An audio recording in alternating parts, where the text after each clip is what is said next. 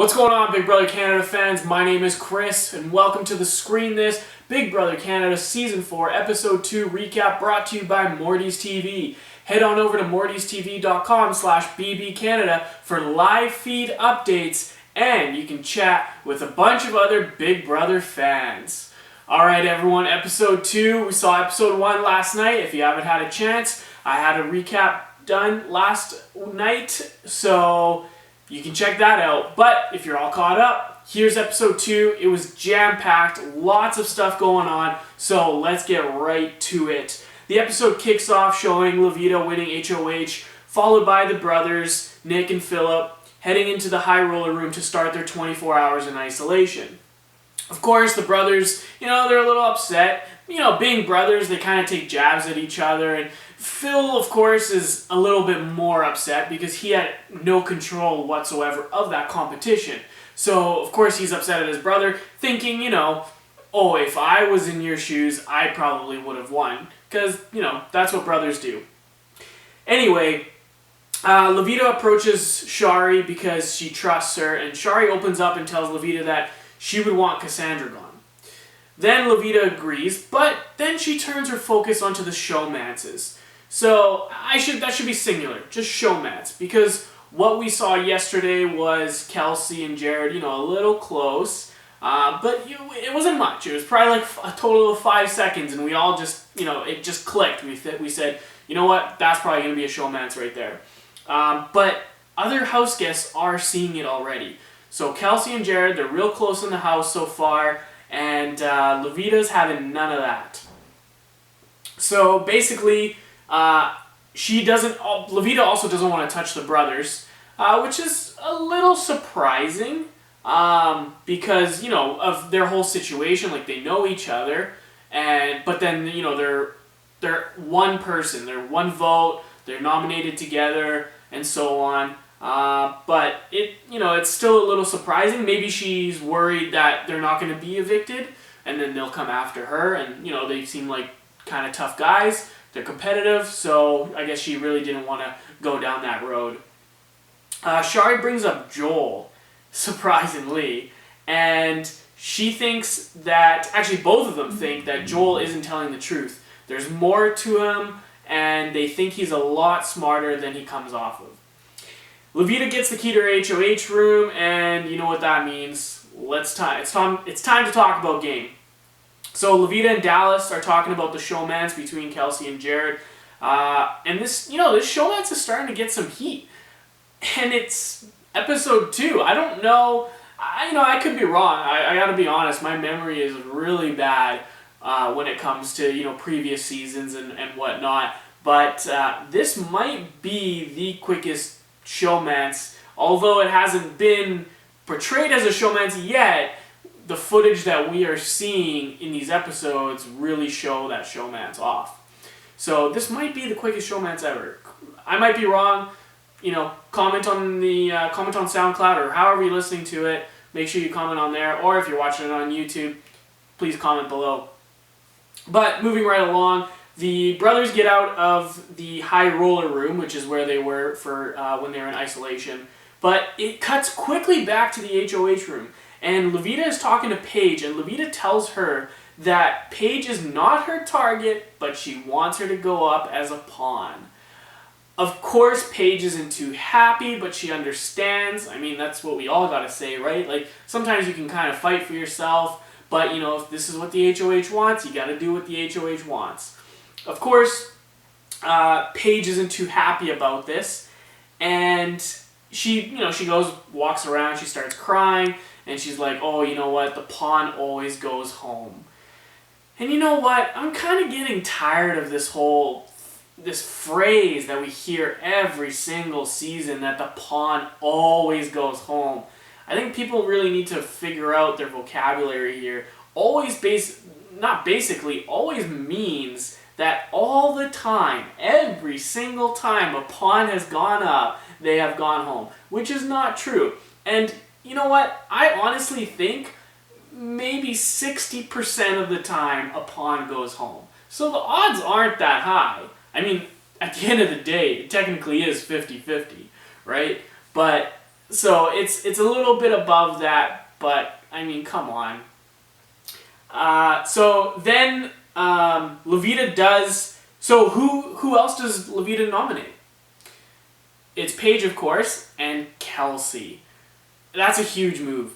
I really don't think anyone would actually have the balls that early to go after a showmance. Even if it's just a hint of something that's going on, trying to get rid of that half of the showmance is such a huge move. It's a strong move, and you know what? Props to Levita for pulling it off. Well, I shouldn't say pulling it off because all she did was nominate her. There's still a POV, and there's still obviously a vote to happen. So, and we're gonna get there. Don't you worry. So Kelsey heads to the HOH room, and she wants to know why Levita nominated her. Levita straight up says that she doesn't want Paige to go home, and she told Paige that, and she wants Kelsey to go home. Damn, that's gotta hurt for Kelsey a little bit. I mean, she just straight up told you, I want you to go home. And, she did say that that Levita feels that Kelsey is strong and she's a competitor and that she did well in the HOH competition. But to me, I just wish that she was just more straight up with her and just said, look, I feel like there's a showmance happening here and I don't want it to start because showmances, they always create that power couple and sometimes they run the house and whatnot, so I need to get rid of it. And you know what? Whatever, Kelsey could easily just be like, oh no, I'm just flirting with him. I don't care about him. She could do all that because obviously she's on the block and she doesn't want a target on her back.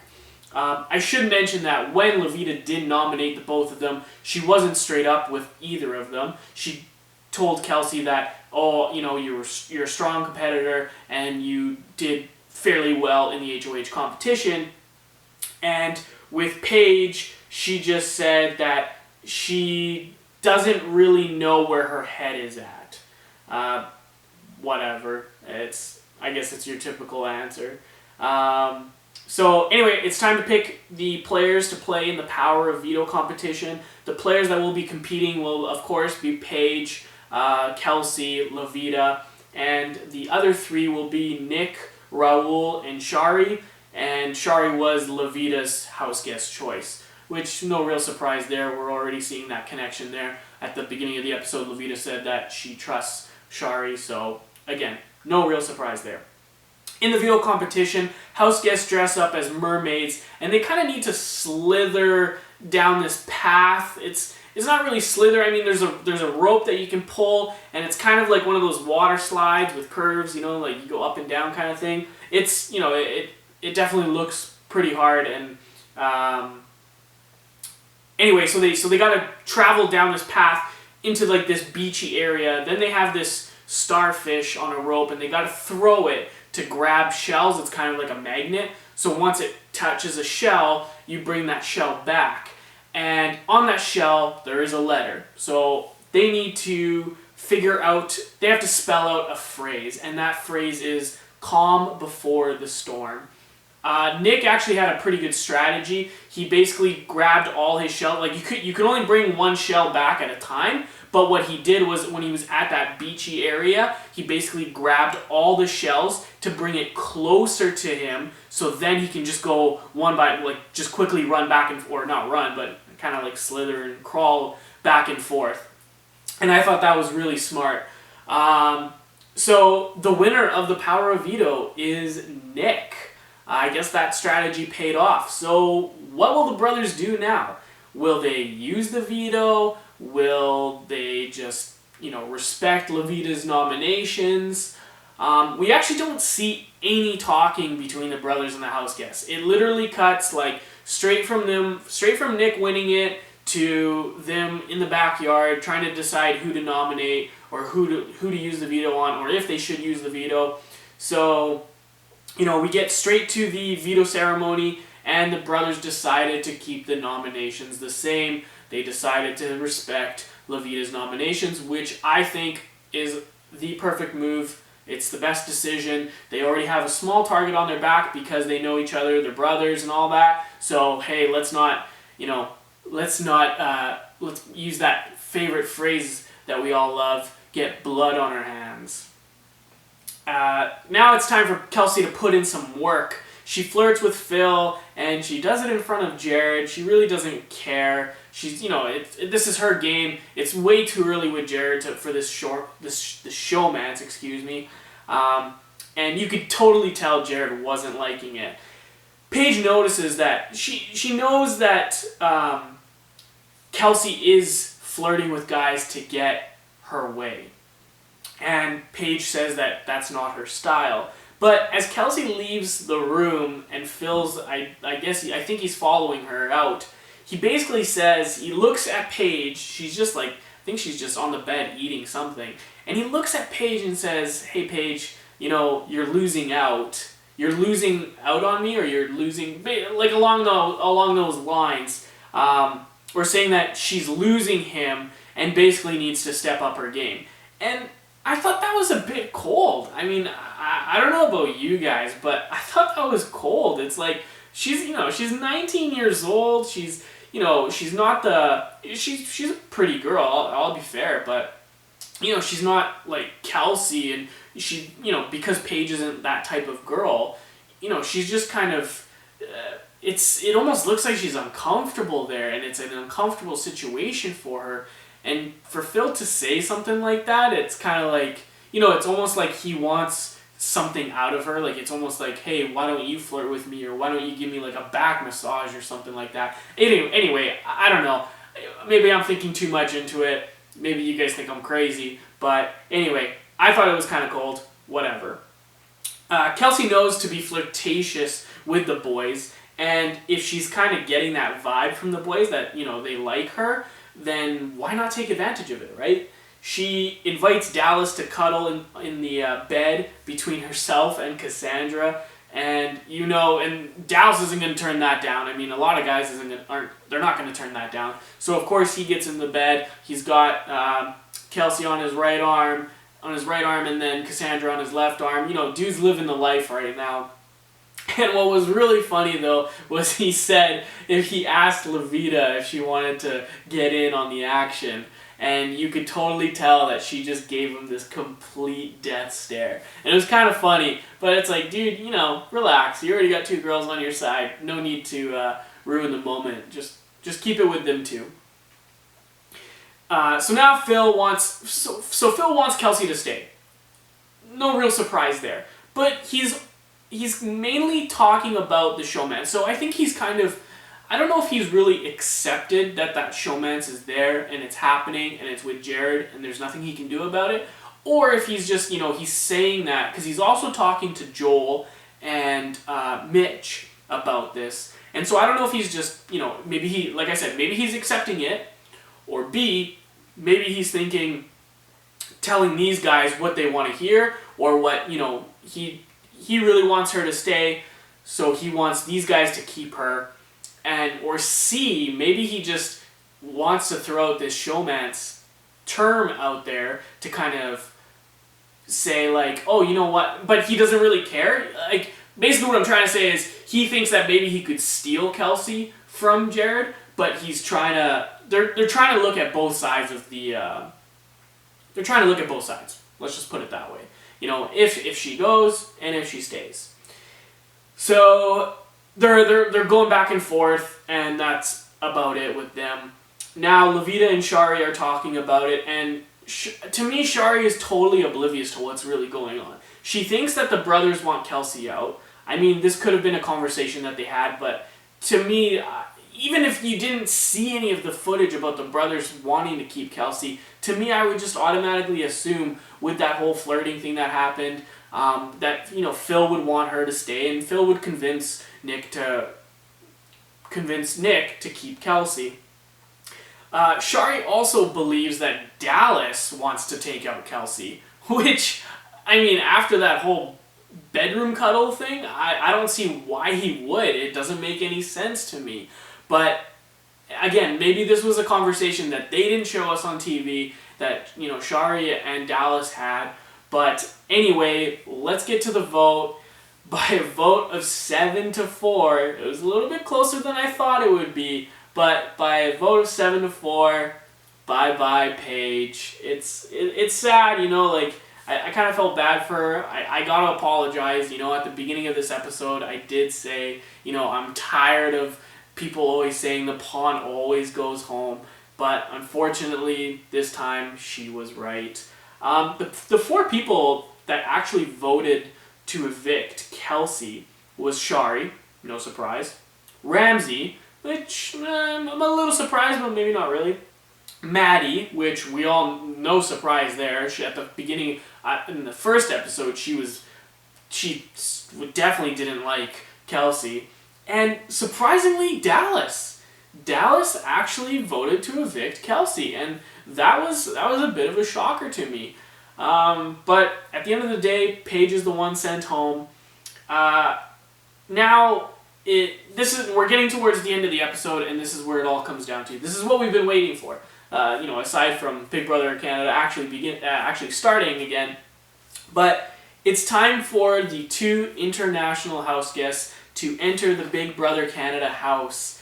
And before I say who they are, Arissa does say that they will both be competing as house guests. So, you know, a lot of us were thinking, oh, maybe they're going to be coaches, or, you know, there's going to be something to them, but they will be actual house guests. They'll play by the same rules that all the other house guests that are currently in there, and, you know, everything is the same for them. Of course, you know, a few people are kind of like, oh, like they're all talking to each other, they're all kind of shocked. Maddie kind of says it out loud and says, well, that's not fair. And in my opinion, I'm thinking, like, does it really matter? I mean, these 2 people are going to have massive targets on their back. And one thing I should note is that Arissa did say that the 2 international house guests will be safe the first week. But that still doesn't mean their target disappears. It just means they last 1 week, and then they're probably going to be, every house guest is going to go after them. So it's, you know, and to me it's like, Big Brother isn't a game where, you know, if you had previous experience, you're going to know how to play all the comps. Like, yeah, sure, maybe you'll have, like you've got some experience to maybe know how, like, certain games are played and stuff like that. But, you know, it's all about the competition. It's all about the skill. It's, you know, it's if you're smart, and there's just so much to it, and it's not something that you need previous experience. Like, if you have previous experience, you automatically win, or you have the best odds or whatever, right? It's, I don't know, that's just my take on it. I think most people would agree with that. So anyway, the first house guest, the first international house guest, Arissa talks about the girls first, and the first one is Nikki from Big Brother UK. No real surprise there. I doubt anyone knew about Veronica from Big Brother Italy. The only way I would see it is if a bunch of guys decided, hey, you know what, this chick's hotter than Nikki, well, let's go vote for Veronica from Big Brother Italy. That was the only way I could see it happening, but again, I mentioned this in episode 1, but I don't watch UK or Australia. I wish I had the time, but I don't. No real excuse there. It's kind of a poor excuse, but whatever. And I know a lot of people when I'm on Facebook and Twitter, a lot of people are talking about Nikki, and they're all talking about Big Brother UK, so no real surprise there. And as for the guy, it was actually Tim from Big Brother Australia, which is a little bit surprising. I thought Jace was going to get in just because, you know, the States right next door to us, and we've been watching Big Brother US for quite some time, but maybe Jace was just too early in the Big Brother US seasons that a lot of the current Big Brother fans don't really know him, and I guess a lot of people watch Big Brother Australia. Tim had a really more outgoing, fun vibe to him, a fun personality, so kind of no real surprise there. But hey, you know what? That wrapped up episode 2. Sunday's episode should be real good. We're gonna see we're gonna see Nikki, and Tim enter the house. And don't forget, live feeds go up today. So, you know, as you're watching this video, you can probably watch live feeds as well. And that wraps up episode 2, everyone. Make sure to follow me on SoundCloud, subscribe on YouTube. You know, whether you like the podcast format or the YouTube format, you can subscribe on iTunes, and you can get all the links and a lot more on my website, www.screenthis.ca.